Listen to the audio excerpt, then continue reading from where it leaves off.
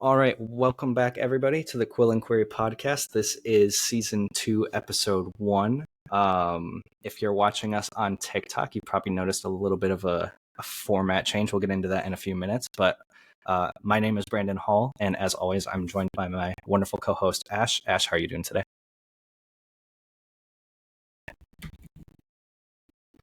Me too. Super excited about our new software here.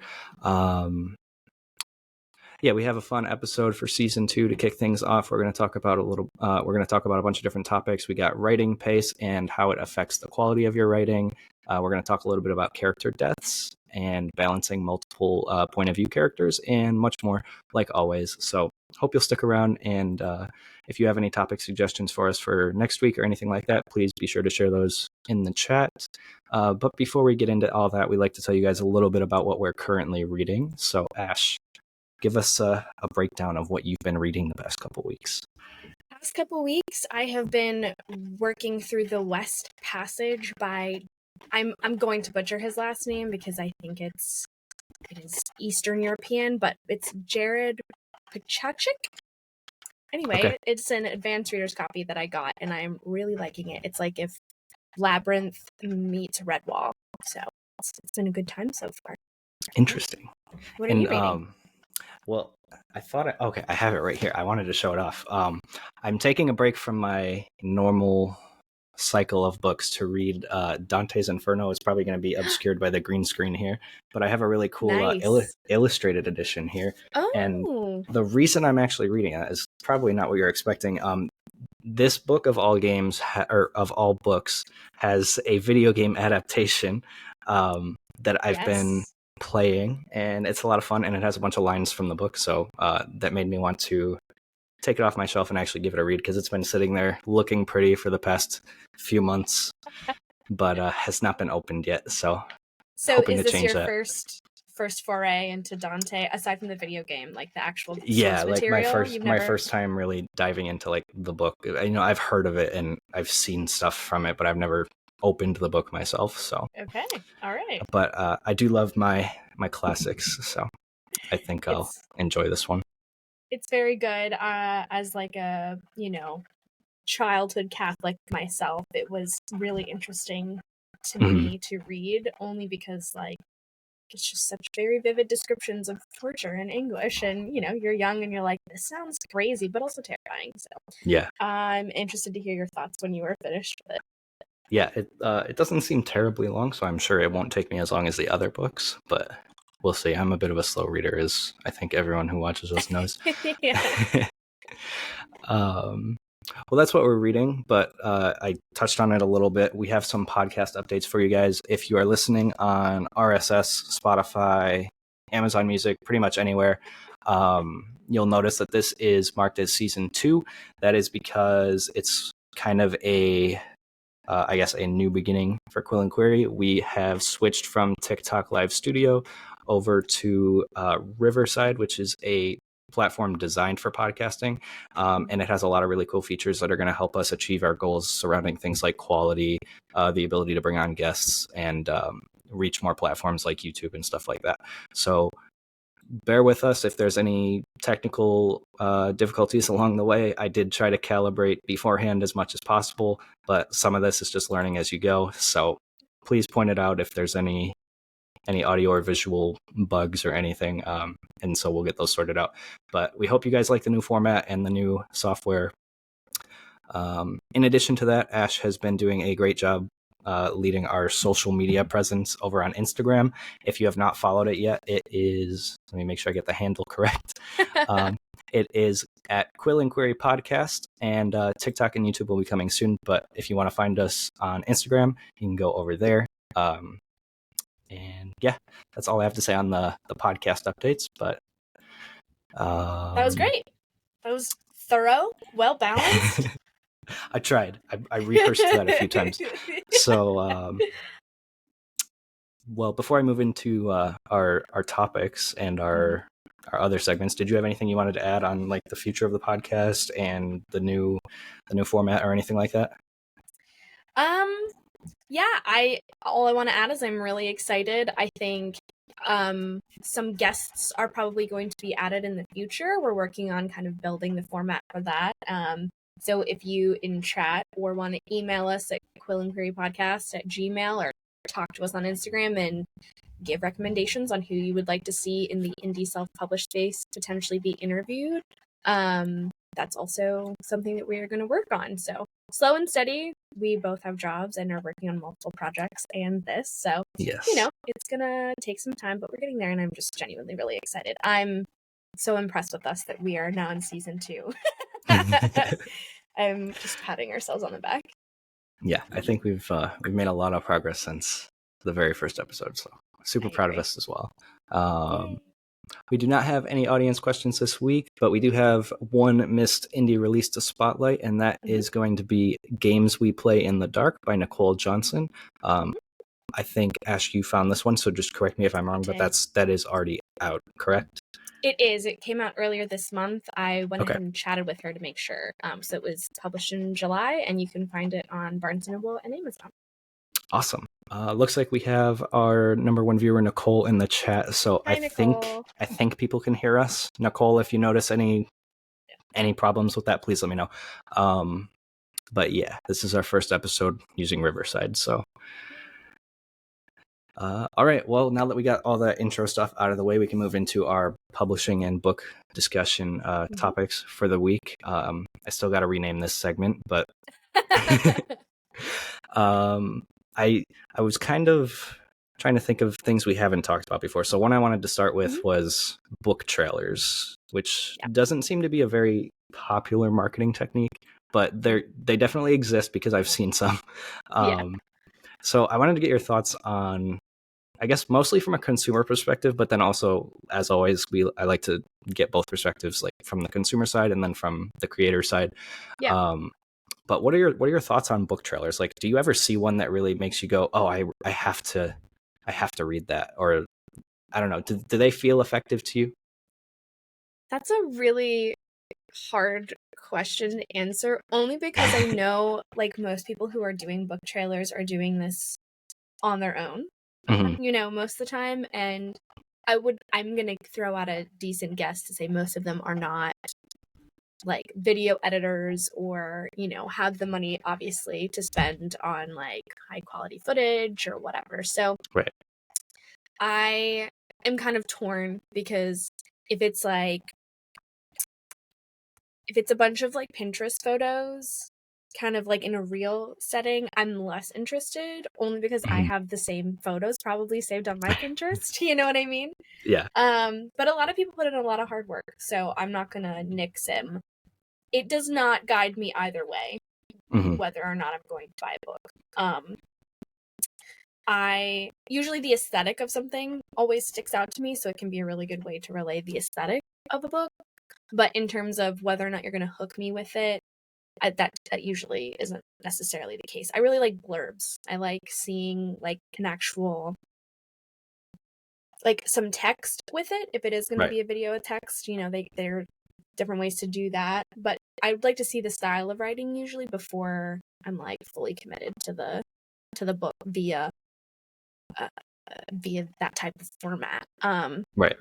While acknowledging it's really hard work. I don't think it's something I will personally do in my endeavors, only because I'm just like too much of a perfectionist, and I feel like I would edit that thing to death and then I'd just be miserable about it. But mad props to anyone who does do it. It takes a lot of work and a lot of staring at your phone. Definitely. But yeah, what about you? Are you like a book reels kind of guy? So when it comes to when I say book trailers, I think there's like two camps of trailers that I'm thinking of. There's like the TikTok / Reels style, where it's kind of like, a lot of times, like you said, it's a lot of just photos. It's more like a slideshow, and then here's the book. Those, I think I'm a little more, I care a little less. Like I don't feel one way or the other about them, really, because I understand they're an effective marketing, at least seemingly so, tool on TikTok and Instagram, especially for like people in the self-published and indie space. Another type of trailer is more something I think that's more common for like traditionally published books, but it's like an actual trailer, like Yeah. Like you might see it on TV or before you watch a YouTube video. And Yeah. even those are kind of weird in the sense that they're just using like a stock video and then there's Yeah. some text and then here's the book. Right. I think those ones I feel more strongly about. Like, I feel like they're kind of a waste of the marketing budget, at least from the Yeah. consumer's perspective, because I've never seen one of those and been like, oh, I really got to buy that book. Yeah. I think when it comes to books, the thing that wins me over the most is like the blurb or the text, like you said, just because that's more indicative of the experience you're going to get. A trailer works for something that's more of a visual medium, in my opinion, like a movie or a video game or something along those lines, where the visuals are an important part of that experience. Right. But I feel like there's not really a need for like a visual that I guess that strongly visual of a marketing tool for books, in my opinion anyway. Like I think if you go to like official artwork or something along those lines, that'll win me over more likely than Agreed. generic stock photo or video or whatever. But I don't think I've ever been swayed by a book trailer. Now maybe subconsciously I have. I don't know. I know that's how some of these marketing things work, is you don't think they work, but they really do. But no, I've just never really been impressed particularly by a book trailer. Yeah. I think that is where I understand the desire to mess around with it, to give it a shot and to see where it can lead you.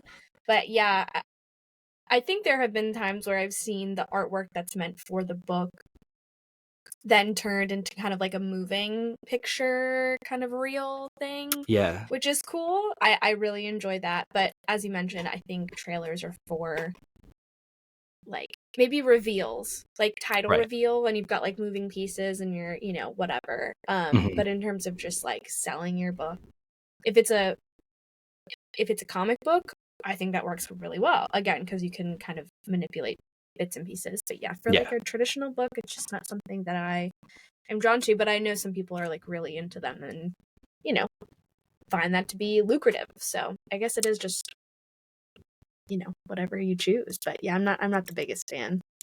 Yeah. Well, I think like a lot of things, we're kind of in the same camp there. We need to get someone we like really disagree with on here just to have a little bit of yeah, for real. We'll just pay someone to say like controversial things or something. Right. Okay, we'll move on to our next topic here. I wanted to talk a little bit about book pre-orders. We have a comment from Nicole. She likes them, but not all. I think she's talking about the book trailers. Yeah. Oh, okay. Some are, I feel like, kind of well done, but for the most part, I'm in the camp of just show me the cover and the blurb. Yeah. I'm a bit indifferent, I guess. I think that's my best word for it. Yeah, I think that's the best way to describe it. Yeah. Next up, we've got book pre-orders. So, one, I wanted to know, do you ever pre-order books, and why or why not? Like, what is the determining factor for you whether you will pre-order or not? Okay, I will pre-order books. I will only pre-order books if it is from an author that I have previously really enjoyed and it's a new series, or it's a continuation of a series that I love. That's really the only reason. Again, I'm on like a self-inflicted book buying kind of ban. I'm really trying to utilize my library more. And so recently, the only one I've gotten pre-order that has come in was Danielle Jensen's A Fate Inked in Blood. I got that one a few months ago. It's been a minute. But yeah, I have to really already enjoy the author. Even this probably sounds really pretentious and mean, and I don't mean it that way, but if it's a fellow indie author and I know them really well, like for you or for like anyone in our anthology, I will pre-order things. But that's also sometimes a gamble if you don't know the person really well or you don't know their writing style. But if it's just like somebody on TikTok that I follow or on Instagram, I will probably wait to buy it until it's out or I've seen a little bit more content. Only because I'm just trying to be more frugal about bookshelf space and where my money is going. Right. Mama's on a budget, so I tend to wait. I think pre-orders are important, especially in the indie self-published space. A lot of people rely on them to see, how much they need to order and the interest that they have drummed up. So it's always good to pre-order if you are a fan of somebody. I think I just have self-imposed limitations on myself that make me not as quick to pre-order. Yeah, those make sense. I think I'm pretty closely aligned. I haven't ordered or pre-ordered a book in probably a hot minute, but I kind of had the same restrictions as far as it has to be an author that I know that I'm going to enjoy or have enjoyed in the past. Whether it's existing or a new series, I don't really care at that point, as long as I think I'm more banking on the author's writing skill. And I know that their work I'm going to buy it anyway, so I don't really mind. There are some things that I haven't had to keep myself from pre-ordering, but I've noticed, I think it was in the Fourth Wing series, I don't remember what the overarching series is called, but where pre-orders opened for book 3 almost right after book 2 came out or something. I'm before a title or a cover was even out. And even if George R.R. Martin came out and said, you guys can pre-order The Winds of Winter right now, I would probably still wouldn't until there was a solid release date and cover and title. Totally. I think it's weird to sell a product that doesn't even exist yet. A pre-order is for, okay, this product exists and this is when it's going to ship, so you can buy it now and then you don't have to remember when the time comes. But buying the promise of a product is really weird to me. Yeah, I completely agree. Yeah, even for faves, if they say release date of 2024, if I have a gauge, I'll usually be okay, yeah, sure, totally. Hi, good to see you in our chat. People in the chat, it's always exciting. Hi, Mina. I think I read your name right. Sorry, my phone's over here, so I'm sorry if I'm pronouncing anyone's name wrong. We're adjusting new too, so yeah, pre-orders are interesting. I know they're essential for the indie authors, the self-published, for sure. Maybe I need to be a little bit kinder. I don't know. I'm also it's $11 here or $15 here, and it does add up. So I usually have to be swayed. And Kindle Unlimited does that too, where you're a few of the authors that we know are on Kindle Unlimited. So sometimes that's nice because I'm already paying for the service and I'll download. And then if I really enjoy it, I'll actually go buy it either digitally or physically. But yeah, some limitations for sure. Yeah, I forgot to even mention the indie book space, but I'm same camp. If it's someone that I know pretty well through most of the authors in our anthology group, I buy their books. The only ones that I haven't bought are because I'm behind in some of the series right now. But just kind of the same thing. I have to know either the person or the author to some extent, right? To put up a pre-order. But yeah, some people are not that way though. Some people are just I like the premise, insta buy, and I envy those people sometimes. I think I'm a little too, I don't know. I'm just a little too picky. Yeah. Well, I'm also getting limited shelf space over here, so I got to be picky about what I put on my shelf before I buy a new shelf. Yeah, right. I'm I have whittled down my bookshelves to things that I really love. And so anytime I'm going to add something to my bookshelf, at least right now with my limited space, until we build more bookshelves, it's it's got to be reserved for the best, things that I really, really just love. So anyway, no shame to people who just buy everything. Yeah. Well, onto people who don't buy anything. Let's talk a little bit about book piracy. This has been good segue. That was an excellent segue. That was really good. I know you fed it right to me, so I had to take it. I didn't even mean to. But yeah, book piracy. Part of my problem is probably I'm on Threads too much, which is starting to feel too much like Twitter, where it's a lot of engagement bait and just saying something controversial to get clicks and likes and comments and whatnot. But it's also a good place for me to find topics for this, so I probably won't stop. But I get it. I've seen a few threads on there talking about book piracy and what constitutes to these commenters ethical piracy, or what considerations they make for like what books they're going to buy and what books they're just going to find on find in the 7 Seas. I guess I don't know how to say this without getting like banned on TikTok for using the wrong words, but yeah, I mean, I'm very like strongly in one camp here, but I want to know your thoughts. Like, do you think it's ever okay to before TikTok? We're not endorsing piracy in any way. We're just discussing a topic from Threads. Okay, I want to make that distinction. But do you? I guess, can you understand where some of these people are coming from? Are you kind of like me, where you're in the hardline camp of like, I just don't ever see piracy as ethical or okay? Yeah. No, I'm right there with you. I kind of feel like as I've gotten older, that old commercial that used to play when you got your DVDs, that's like Right. piracy, you know, like there needs to be that those in front of a book too, you know. Also I think that just like showed our age a bit. But yeah, I don't I just don't think there is any acceptable reason to do that. Like period, right? There are truly so many options for you to be able to read a book. You don't even need to buy it. You like truly like libraries. I will just always like, that's my first go-to. One of my very first, like, it wasn't even viral, but like one of my bigger liked videos for a really long time was me responding to another creator on TikTok who, her premise was, if I buy a book from like a Barnes and Noble and I read it and then I return it, that is not theft. And technically that's not, right? But you are hurting the author because that the whole monetary component of it is still there. Right. And if you didn't like it, then go sell it to a secondhand used bookstore, you know, or don't buy it in the first place and literally wait for it to come to your library.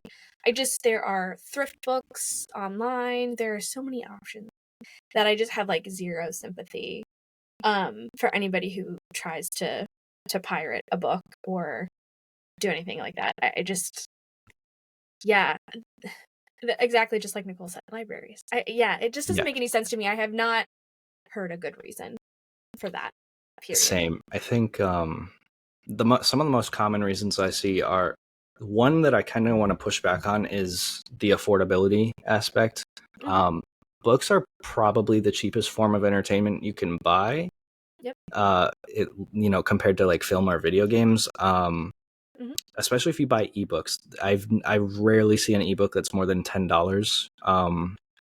And at the risk of saying something controversial, if $10 for a single book is too much, maybe there are other priorities. Now, like, also, I want to put out there, as an indie author who's going to publish one day, if you are in that much of like a serious financial hardship and a book will help you, I would honestly rather you just reach out to me and be like, I can't buy your book, but could you give me a copy? Like, I would honestly be fine with that if you could just show me that you're genuine. Nicole says, I will say books are expensive and I get it, but I don't think ebooks should be $30. To that point, if an ebook was $30, that's more than like a paperback in most places. So yeah, that'd be a little weird. I wouldn't justify that price point either. I think, but yeah, going or if I get the physical, I get the ebook with it, or like a PDF. But yeah, another argument I see is like, if you disagree with the author from like a moral perspective. So an author that comes up here is J.K. Rowling, and totally fine if you like object to an author's personal views, but in my opinion, that's kind of a false equivalence. Like, saying it's okay to pirate because you disagree with someone, I feel like you're sending the wrong message. Like, it would be better, in my opinion, to not engage with their content. Like, literally, why are you engaging with it if you don't like them morally? Right? So, like, why would you need to pirate it in the first place? It's like, if you want to read their book, but you object morally, then, like, you don't get to read the book, right? And if you don't object that much, then pay for it. Because it's not just, like, I didn't mean to interrupt you, but I feel that way very deeply about art, too. Like, if you are going to pay for art, or if like you're going to a museum, right? Like you're looking at art and the artist whose art is on the wall is objectively like a horrible person. I mean, what you're still looking at is like art, right? Like you're gaining something from it, even if it is a conversation around their atrocities or what they were and who they were as a person and how they, you know, influenced the society they were in, whatever. There's just like so much more context around it than just like objecting, right? And when it comes to like the physical books that you're pirating, it's not just all of it's not going right into the author's pocket. You have the editors, you have the agents, you have the people who make the books, you have all these different components of that price. While I agree, like is going up and can be a barrier for people. Okay, well then, like, again, request it at your local library or go on thrift books or reach out to the author. I know so many authors on here who will actively just like give you their book. Right. Like they're just like, do you want it? Our shout out today for our indie book release, she was like, do you want my book? And I was like, nope, it's in my cart. Like, I'm going to buy it because I can and I want to support my fellow authors. But like, so many are just willing to send for nothing, you know? Right. So yeah, truly no excuse. And if I find out anybody pirates that follows me, it's just blocked. Blocked immediately.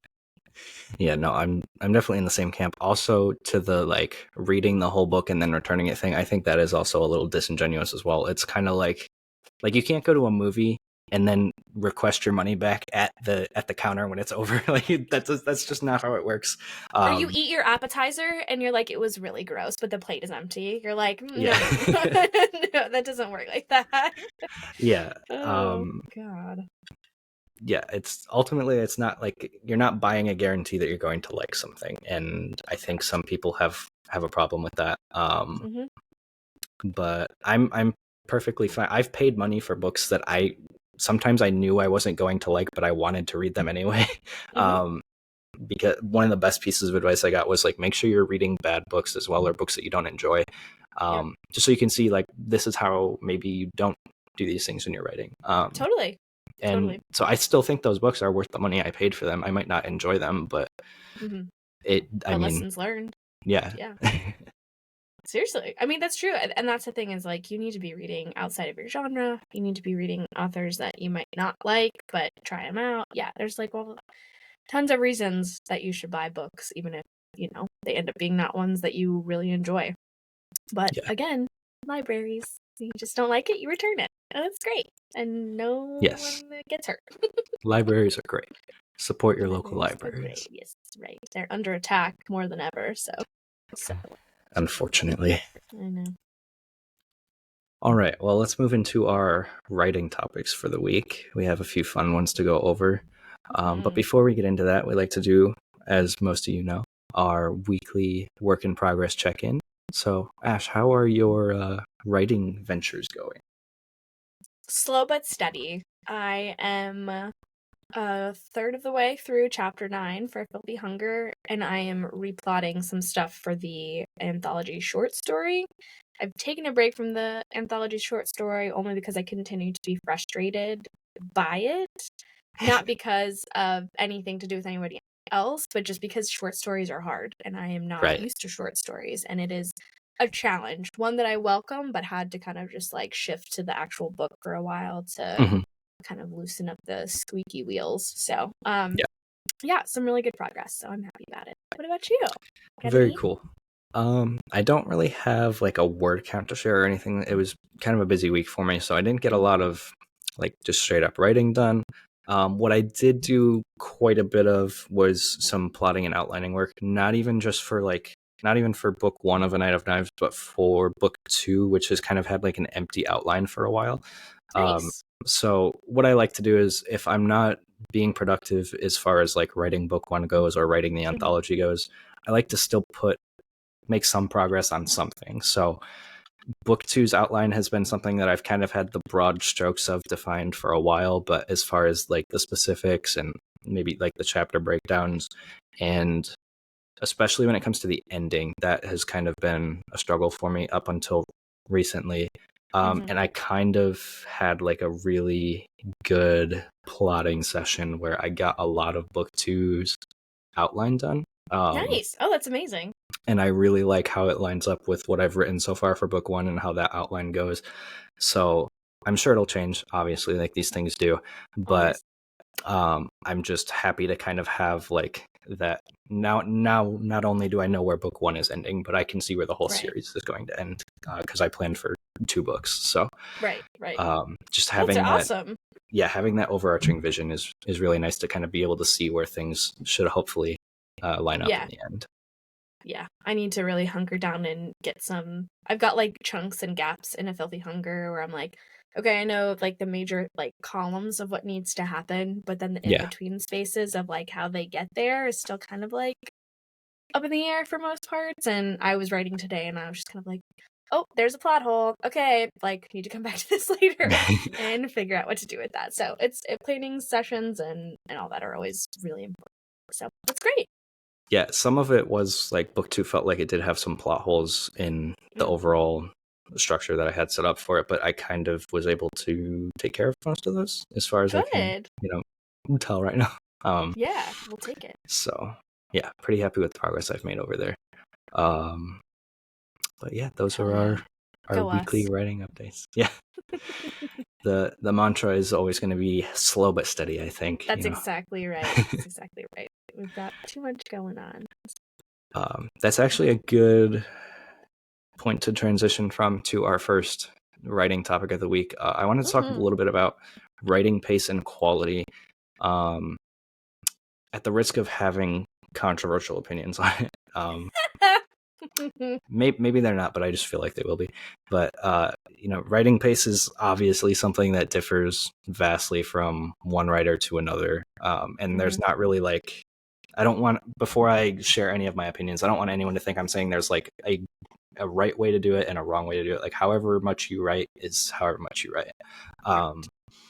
It's just lately on, again, Threads and Instagram, I've seen some, let's call them have you seen the meme "press X to doubt"? It's from a video. He's like wiping his sweat and he's like, which one to press? Yeah. So I've seen some like claims of certain writing speeds that do give me a little bit of pause and make me question. One, is this really how fast you're writing? But two, what's the quality like as well? Like, is the quality suffering here? Because for those of you who don't know a small author named Brandon Sanderson, I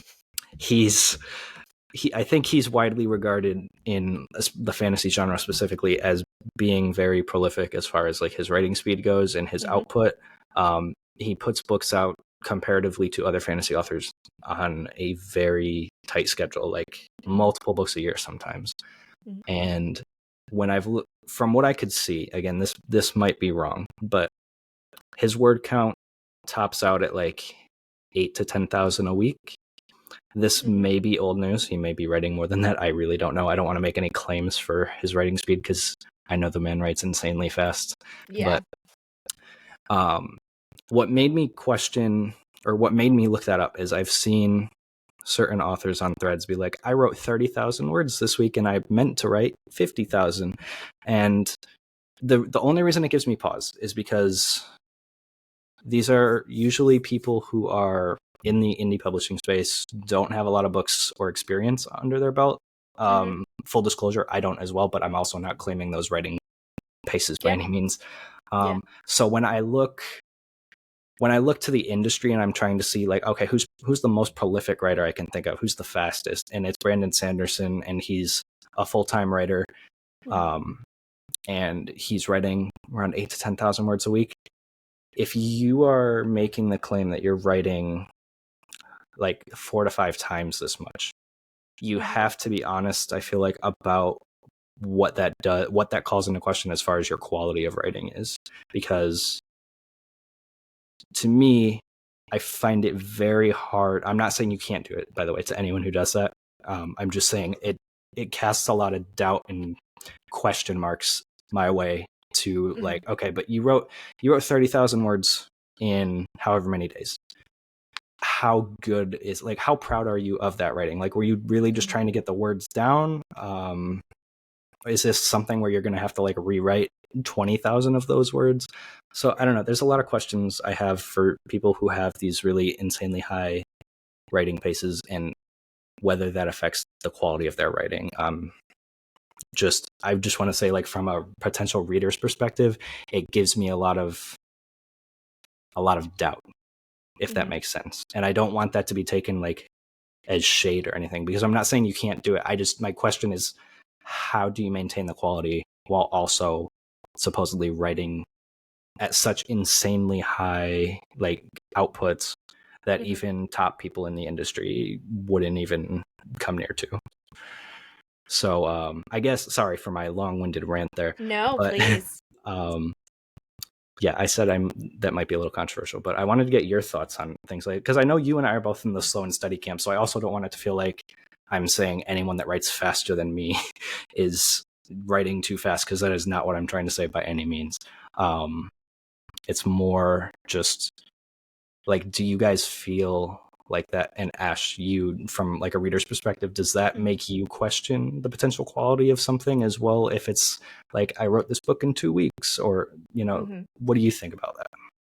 Yeah, so I agree with you. Not surprising, because unfortunately you and I are aligned in a lot of things. A couple of notes I will say for people like Brandy Sando, they do that for a living, right? Like that is, they are able to carve out time in between coaching meetings and speaking gigs and all these things, that is their career. That's what they do. So they are able to bust out 8 to 10,000 words a week because that is all they do, right?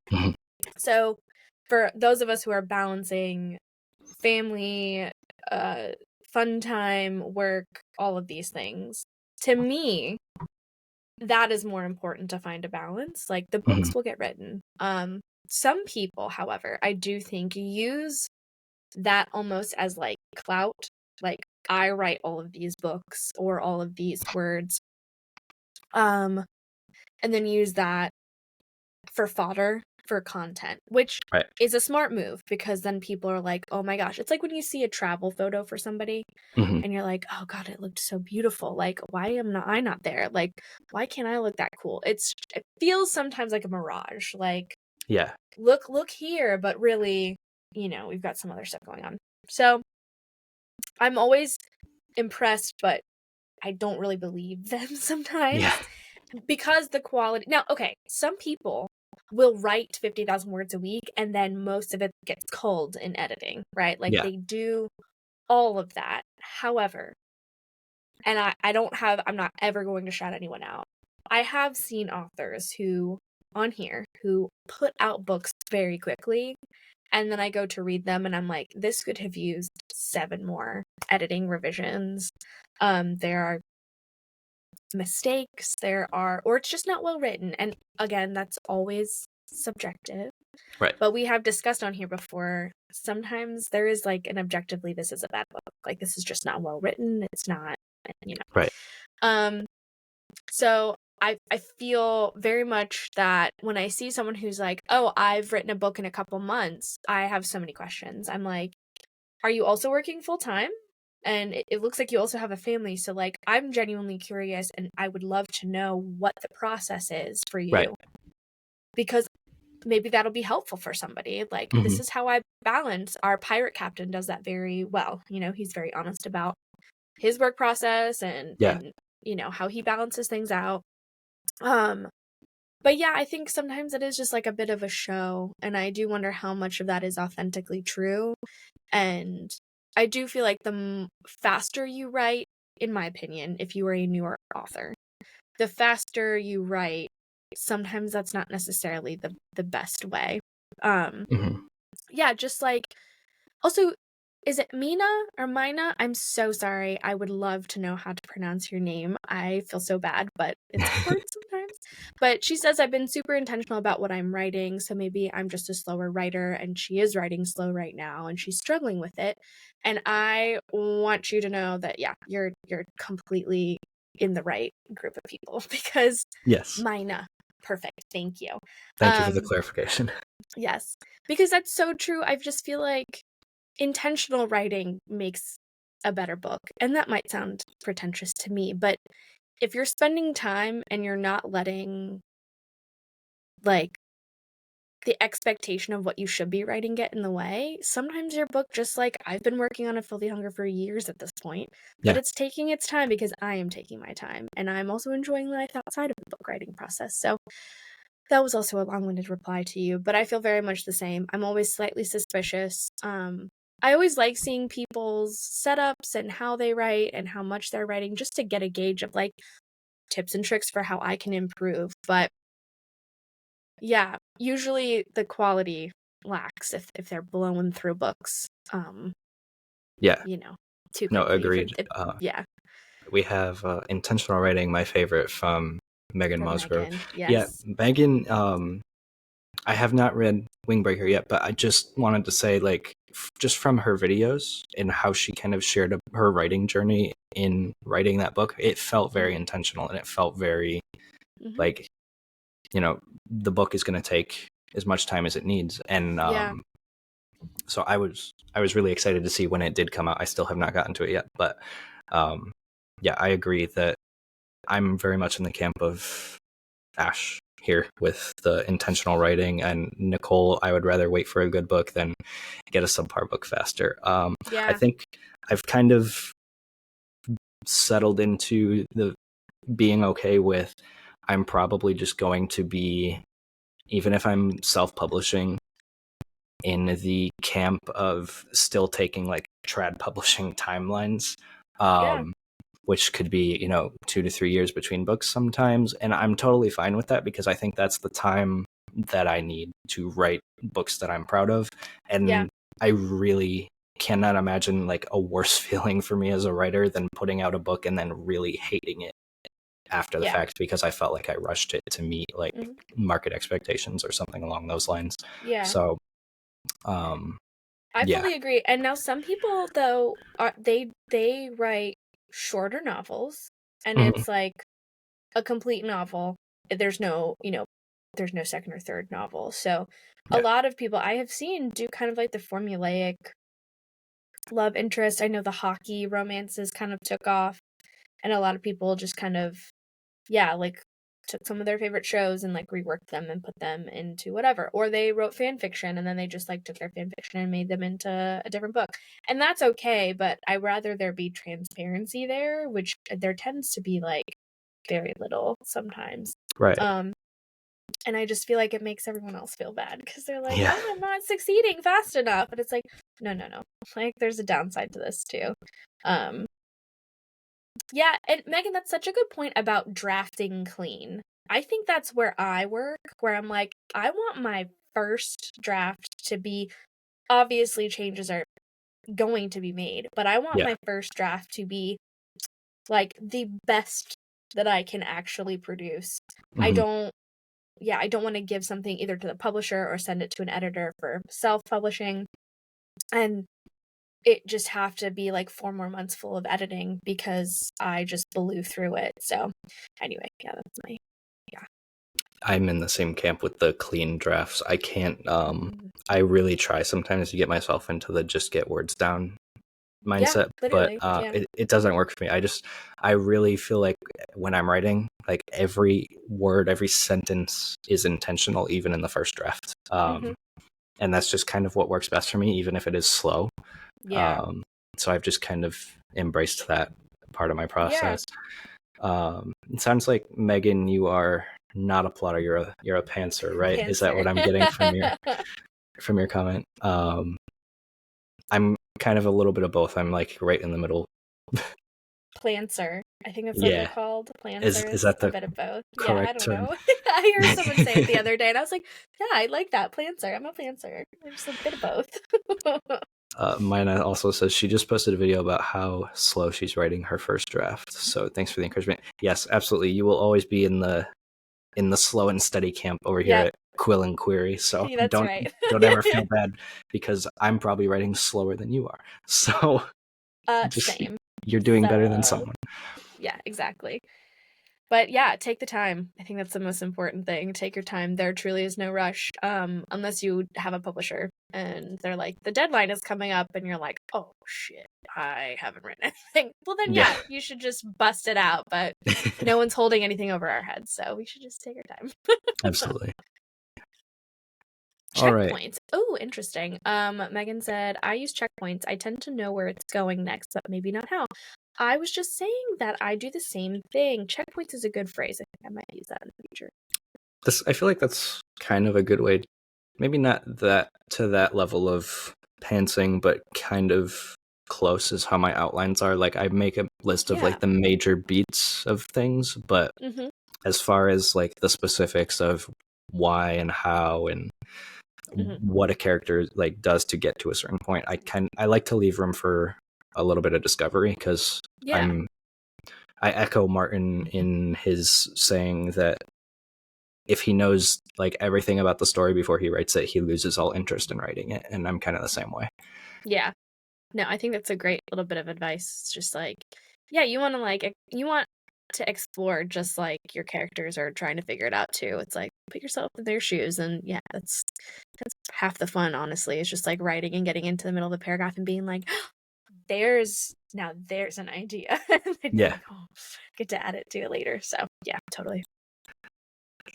All right, well, let's move on to our next writing topic here. We've got starting and ending scenes. I went back and forth between this and another topic. I should have put it in like a topic graveyard, but I went with this one because I know everyone kind of likes to approach writing scenes differently, and I have very like defined rules for where I start and end scenes. And so I was kind of curious to hear from you. Do you have any tips or any rules that you follow for yourself when you're writing a scene, like as far as where it starts, where it ends, whether it's a scene that's even worth including, or if it's something you mentioned like, oh, this happened, just how do you approach that? Yeah, so I kind of with like the planter thing, I'm a gut check kind of girl. So if it's got to feel right in the gut. I know I've mentioned this before, but I tend to try and open a scene. Let's say like it's the beginning of a chapter usually. I'm either in the middle of something happening that plays off of where the last chapter ended. So the characters are doing something. We are in the middle of an action. Or I start off with like a line of dialogue, right? Kind of like a hook to draw in the next chapter. Because my book is 2 points of view, it's a little trickier because timelines up until they meet in the book kind of shift back and forth. Like for Voltaire, it'll be 3 weeks ahead, but we're still back like 3 weeks with Kara. But it doesn't really matter. Like it doesn't matter until they get together that they're on the same timeline, you know? But because there are chapters in between their previous chapters, I have to make sure I'm pulling in from the ending of that last chapter.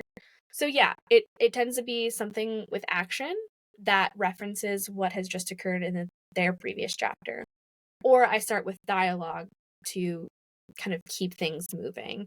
But I'm always going to try and reference what has just occurred or piggyback off of what has just occurred. So like in chapter 7, the scene or the chapter with Voltaire ends. He's sitting in an office and some big news has been revealed. And then in his next chapter, he's telling his friend what happened in the previous chapter, but kind of surface level. So I don't know if this is making any sense. I try to make sure there's consistency in with what the timeline is giving, right? I'm not just like throwing out a frivolous dance, like they're at a dance or they're at a ball all of a sudden. Like there's got to be continuation and consistency in between what we've left off on and what's going to continue in that chapter. Does that make sense? Yeah, I think I get what you're saying. Also, thank you, Megan, for I think all those likes are from you. So thank you so much. Your finger might be sore from tapping the screen so much, so don't feel like you have to do that, but it's appreciated. Yes. Thank you. Yeah, no, that totally makes sense. I think the 3 biggest considerations for me when I'm starting or when I'm writing a scene is, one, like you said, sequentially it has to make sense. It has to not cause confusion as far as like the order of events and how things are happening. Some of the rules that I've liked that I feel like have worked really well for me in writing scenes is the advice to, I can't remember who these tips come from originally because I hear them echoed by so many different authors. So sorry that I can't accredit properly, but the first one is to start the scene as late as possible and then end the scene as early as possible. And that doesn't mean like I feel like some people misinterpret that, but what it basically means is you don't need to show, like if your character is going from point A to point B, you don't necessarily need to always show they walked from this side of town to this side of town. Like you can start a little later than that, and things like that. Like make sure you're intentional about what's being shown on the page.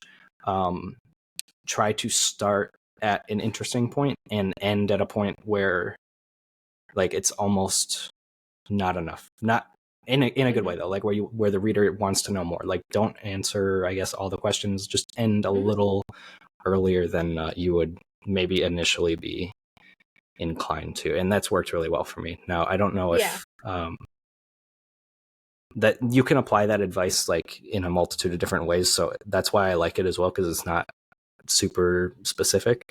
And it's just really helped me when it comes to structuring a scene, and making sure I cut out those filler moments that might not be necessary.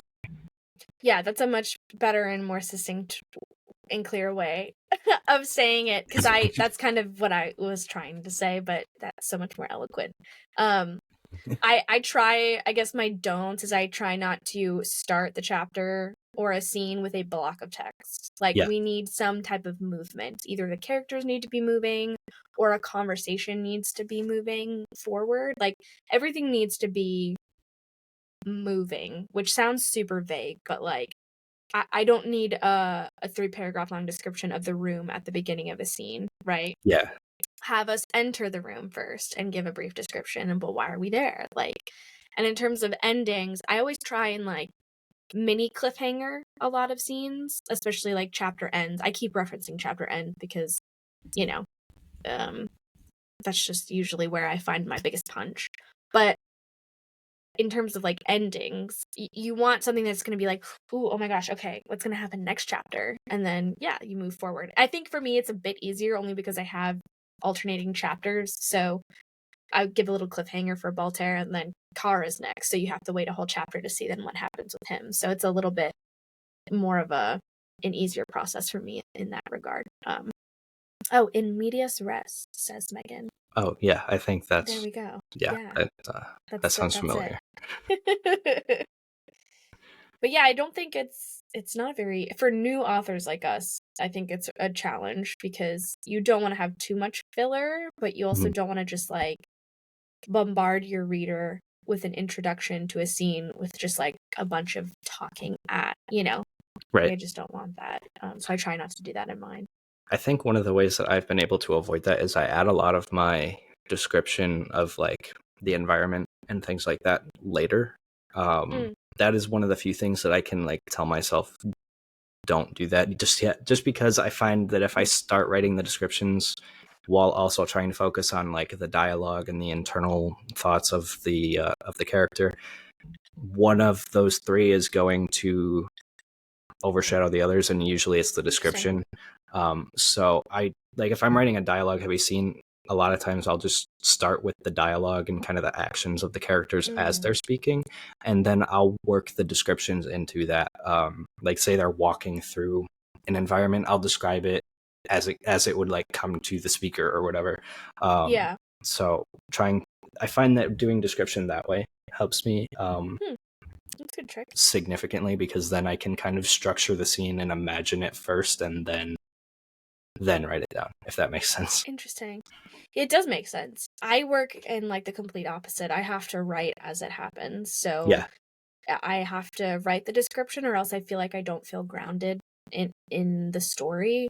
And so I have done that trick where you just kind of write the dialogue first and then work it out. But for some reason for me, I need to like, I'm like there. So it's almost like a movie is happening, and I'm like, okay, well, like, what's the air feel like? What's smell, taste, touch, texture, whatever. because so many of my biggest criticisms for a lot of books recently has been like there's just like a lack of grounding in place, and to me that's just so important. So yeah, I have to like kind of go in order of like he says something, but what is he doing while he's saying something? Yeah. And I like can't move on until I've said that. So it is interesting how everyone like does like gets to the end of a scene. It's like different ways of doing the puzzle. It's really cool. Yeah. Yeah. That's interesting. We all have like different approaches to kind of the same puzzle, but yeah, as long as we all get there, you know what I mean? Yeah. All right. Well, I thought I have exhausted all the possible character-related topics, but no, I came up with a really good one today. You did. So we talked about protagonists, we talked about antagonists, we talked about supporting characters. I want to talk about I got to be careful what words I use here because we're also on TikTok. Character deaths. Not everyone gets a happy ending, and I think both of us write what we'd consider dark fantasy. So I imagine we're dealing with a good number of tragic endings for some people here. So let's, as always, we like to talk about from the reader's perspective and then the writers. So one, as a reader, how do you like to see these things handled when a character has to say farewell? And then how does that influence your writing? I love a good character death. I don't think character deaths, unless you're G.R.R. Martin, happen enough. I think one of the most shocking things for me when I read growing up, like I'm going to take a couple examples, in Hunger Games, and again, spoilers ahead if you haven't read it or are interested in reading it, but it's been a while, so I'm just going to like not worry about it. But when is it Rue or Katniss's sister dies tragically, right? And all of those other characters die tragically.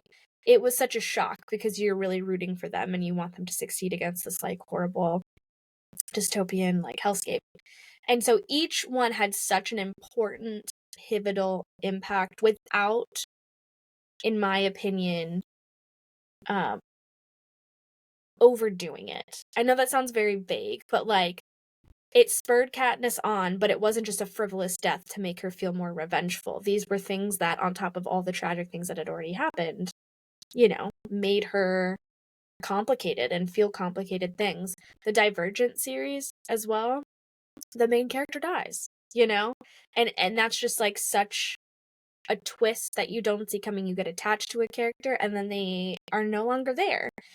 So many authors utilize them, I think, very well as ways of being more realistic. People in your life die. They are going to die if they haven't already. Like this is just a very normal human thing. What I don't like, and I'm going to use Sarah J. Maas here, no offense, in this example, is that at least in the ACOTAR series, nobody dies. Like everyone gets to the brink of death, and then some miraculously saved. So when their injuries happen and this like potential loss is there, it loses all brevity, right? It just becomes like, okay, like raised back to life. So what happens loses its potency. So for me as a reader, I like when it's utilized as a way not to further instigate the main character or whatever, but as a way to make things more complicated and realistic. I have a few deaths in mind for sure. No spoilers, but I do have a few, and they're hard. Like you get attached to your own characters as you write, and to just to end them in certain ways. Of course, it's usually as a device for something, but they matter. You spend so much time creating and building them that to say goodbye sucks, but I think it's really important to have if you're writing certain genres. Right. Sorry to veer off topic, but if No, we it's okay. went offline on TikTok for a second, I had to do a verify that I'm still breathing on the live stream thing. So apologies if we cut out there for a minute.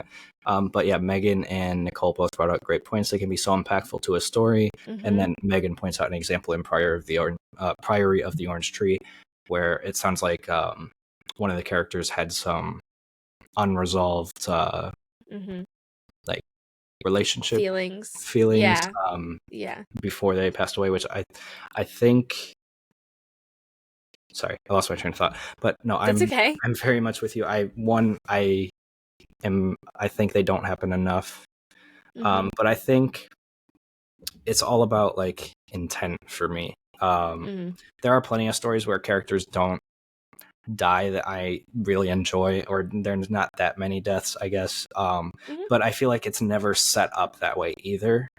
Also, like it's not. My biggest frustration is when there's like the character always makes it out like just in time, or like they just barely escape the consequences.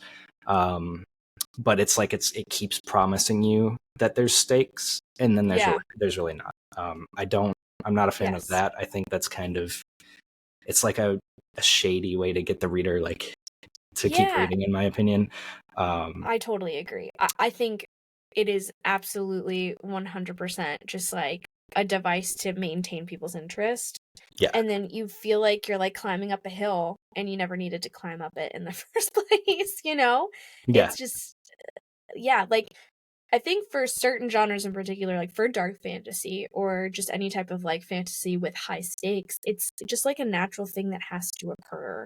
Right. And if there are no important deaths, if I read a book and there aren't any important, which seems so crazy to say, but like if there aren't any, it feels like, okay, well then things weren't that serious. Yeah. You know what I mean? Like even if they come back to life later, like take take Lord of the Rings as a perfect example. Like Gandalf dies and we think he is dead. We think he's gone, but then he comes back. So it's like you don't have to keep them dead.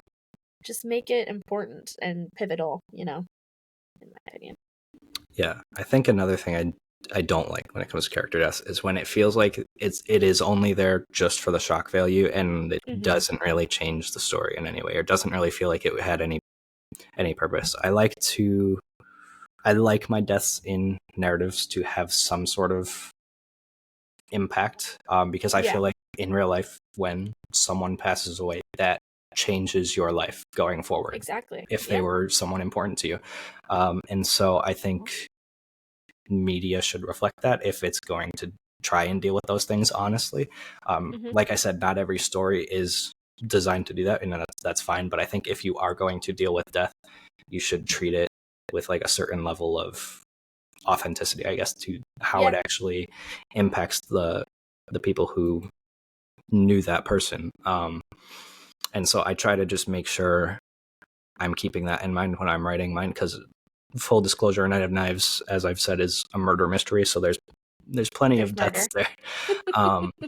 But so part of the challenge has been like, how do you balance the kind of the sudden nature of like a murder with a like how that impacts people, and kind of still making sure those characters get somewhat satisfying ends.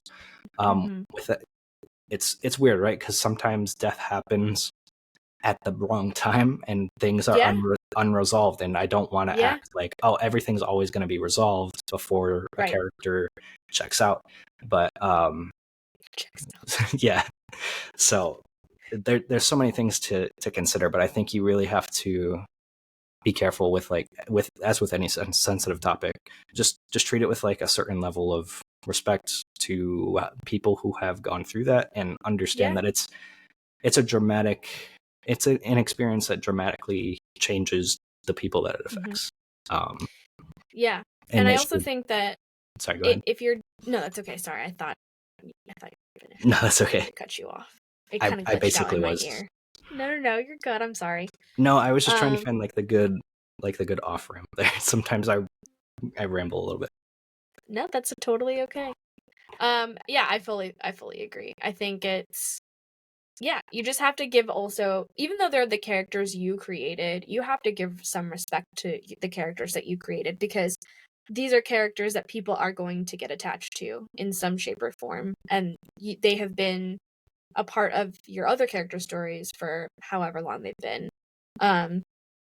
You have spent time with them, your readers are spending time with them, so it's not going to be just something you can throw away. And I've seen that happen, unfortunately, in a lot of like recent stuff, like specifically the self-published space, where like deaths are used as the catalyst in many ways of just like, oh, the main character's wife dies, so now he's on a revenge binge or whatever, and you're kind of like, okay, and like, why should I care? Why should I give all of my time and energy and effort? And deaths don't have to be big, they don't have to be self-sacrificing, but yeah, they should be serious, especially from you, the author. Like, you've created them, so give them a good goodbye, even if it's not a good goodbye, because sometimes it's kind of brutal. But yeah, just put respect on the names. All right. Well, we've got one more writing topic to go over before we move into our last few segments here. Balancing POV characters. So we both deal with multiple, I know. So we're not just writing from one perspective, but as always, like I said, from the reader perspective and the writer perspective, how do you like to see it handled, like when it comes to balancing how many chapters, I guess, each character gets, or just how frequently you're seeing them? Do you have any rules for yourself in your writing? Because it sounds like you have two main POVs. Correct me if there's more, but how do you balance it, and how does like your reading experience affect that? Yeah, so I have two main points of view, and then in each book, the villain of that book gets a chapter every 5 chapters. Okay. So it seems kind of weird, but it's like 2 chapters for Kara, 2 chapters for Baltair, and then the bad guy gets a short, like 1-page chapter kind of a thing. I want to add more complexity to my world, and therefore I think it's always interesting to see the villain's perspective and what they're doing. It's also possible that in the future I hate that 3rd chapter, the 3rd point of view, and I can easily axe it. That's like the one thing that I'm like kind of fiddling around with. Yeah. As a writer, I love writing dual points of view. It's so fun to kind of switch mindsets and just kind of become something else when I write them. It becomes challenging because I tend to identify with one character more than the other, which I've noticed with this story. Which can make it's easier to write Kara, but I don't identify with her nearly as much as I identify with Baltair, but then his chapters are the hardest to write. Okay. So it's kind of weird. I have like this weird emotional thing that I've got going that's interesting. On. I think dual points of view are really challenging for those reasons, and also you have to make sure that the timelines, even if they shift, like match up. You have to make sure that surprises and twists and turns that happen with one are given just as much, in the other point of view. It's a lot more to wrangle, but I like the challenge, and I've always enjoyed reading multi points of view novels. I like single points of view, obviously, but my preferred is always like, I want to see what like other people are doing, because I think that's where good conflict gets made, where you get a scene with one character and they say one thing, and then you read about it later from their actual perspective when they're thinking back on it, and they're like, I didn't mean that at all. I don't know. I think it creates really good conflict. Yeah, I agree. So I'm a huge fan. I will say, as a reader, and again, no offense to your fave, but I think the one downside to too many points of view is that if you have a lot of time and space in between when you see a character again, like with the Arya chapters and like some of the later books with G.R.R. Martin, it's like, I don't see her for like 200 pages, and then I've forgotten what's going on with her. So that is a challenge if you have many to juggle. I feel like the trick to that is to make sure it's like consistently even, like every 3rd chapter it's somebody else, whatever. Yeah. But yeah, I'm a fan. I think even if you are not writing in dual points of view, if you are having a hard time with a scene, or you're having a hard time getting through something in your book, write from a different perspective. Write, even if it's the dog, even if it's a cat, even if it's somebody in the story, just have a little graveyard and kind of use that as an exercise, because it can really, I don't know, open up your eyes to different perspective. And I think it can be super helpful. So yeah, that's my rant about dual points of view, multiple points of view. Yeah, I actually like that last point you just made, because that's something that helped me when I got to kind of a wall with A Knight of Knives, was to add a new perspective. Yeah.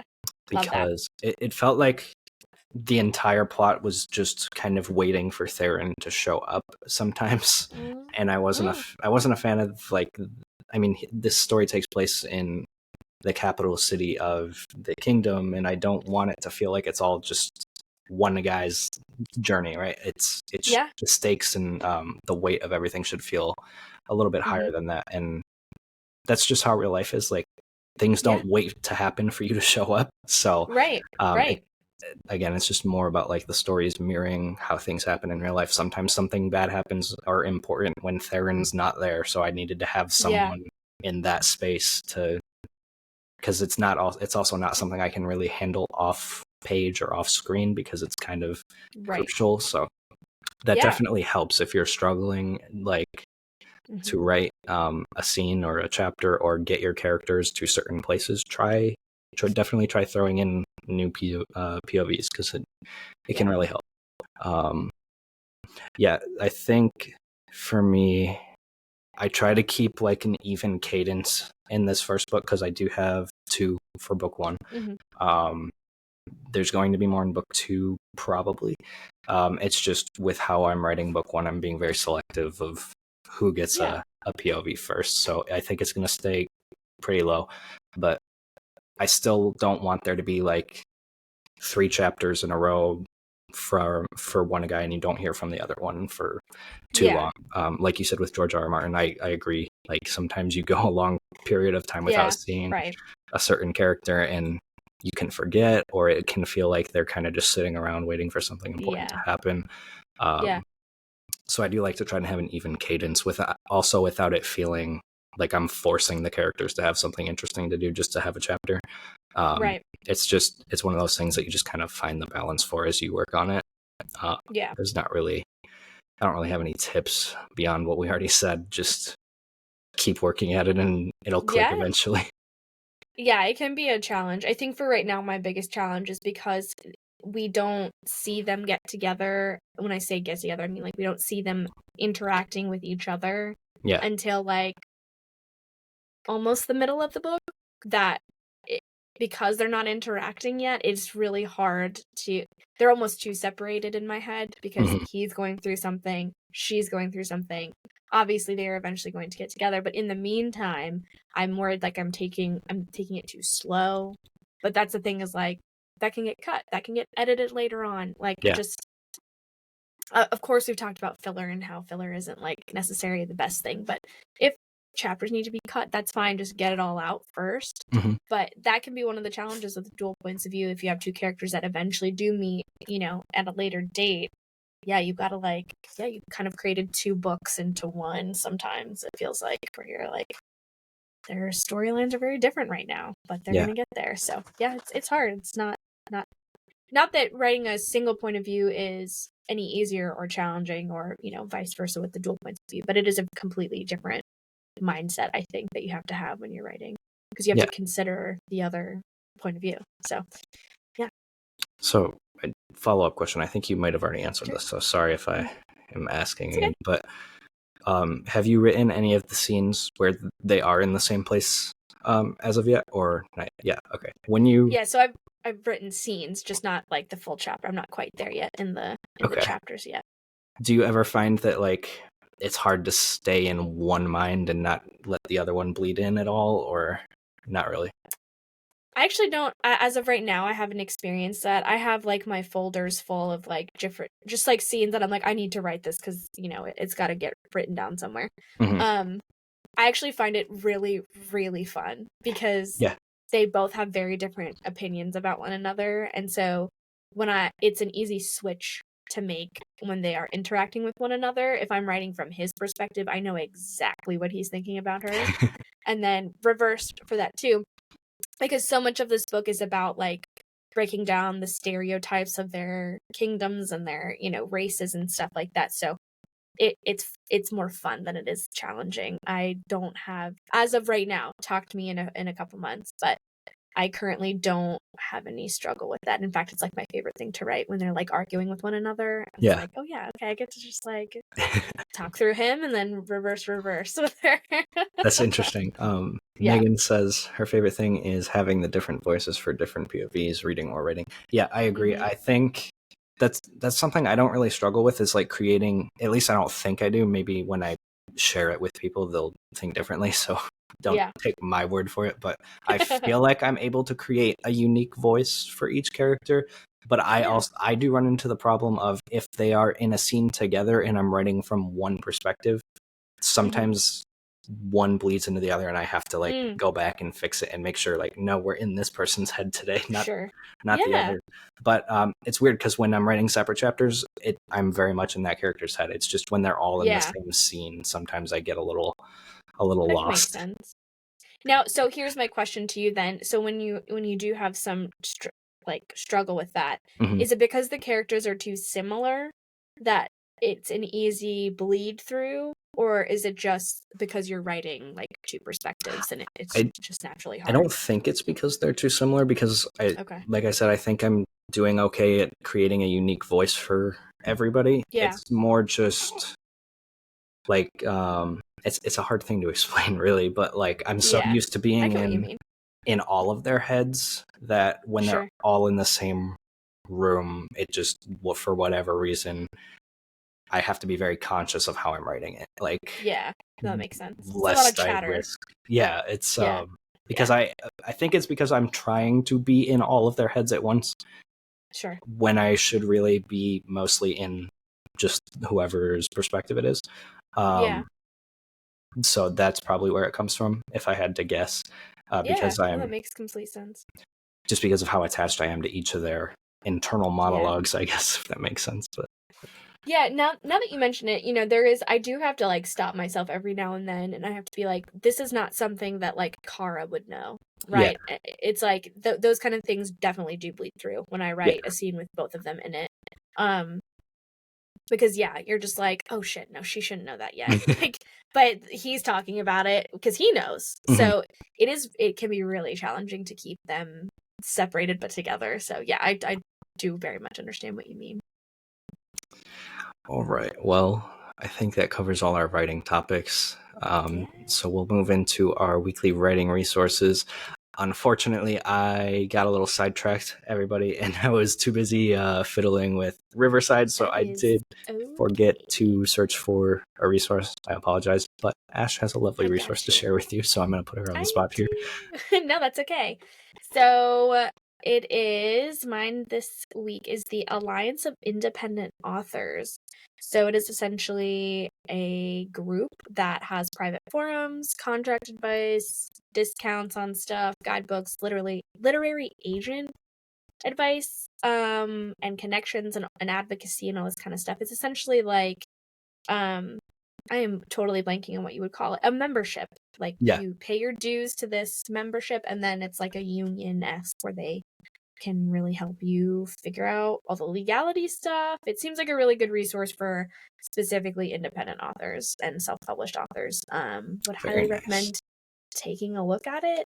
I probably won't join until I have an actual book, but for those of you who do, could be a really useful resource to check out. So yeah, that's mine. Sounds really cool. I'll have to check that out. Well, like I said, I don't have a resource to follow up with, so that's okay. We'll move into our wrap up here. We do have a few viewers with us on TikTok today, so I'll give them. I can't see everyone's name, so apologies, like I usually can on Live Studio. But if anyone has any questions, any comments, any suggestions for topics, or maybe suggestions for guests you'd like to see on the show, now that we're kind of working towards that, anything you want to suggest, this is the time to share your feedback and your ideas. So we'll give you guys a few minutes to do that, and then if no one has anything, we'll wrap it up for this week. Yeah, a little bit early, but that's okay. Yeah, I noticed that. That's okay. We're usually like right on time or just a bit early. So that's okay. It's not a big deal. We can have some variation. Yeah, that's okay. Megan says this was fun. Catch you guys next time. Thank you so much for joining, Megan. And we'll for see you next time. The many likes you gave us. Yes, really appreciate it. Hopefully we see you next week.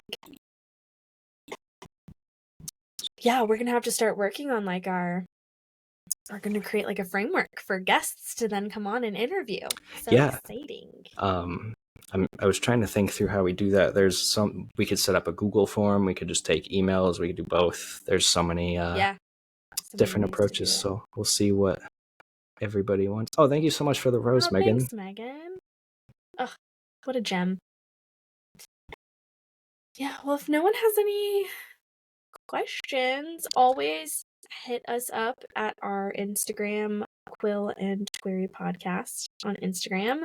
The inbox is always open. We also have an email, same thing, Quill and Query Podcast at gmail.com. So if you have any questions, comments, concerns, gripes, maybe not gripes, but we'll take it. You know, it's interaction. Yeah, any message is a good message, I suppose. Yeah, I guess so.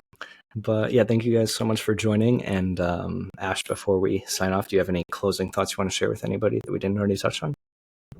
No, just congrats to you, Brandon, for making this happen. You were the original creator of all this, and season 2 is a pretty good accomplishment, I'd say. So, props to you. I couldn't have done it without my wonderful co-host, so thank you as well. Anytime. All right. Well, thank you so much, everyone, for joining. Thank you, Ash, as always, for being here, and we'll see all you guys next week. Bye, guys.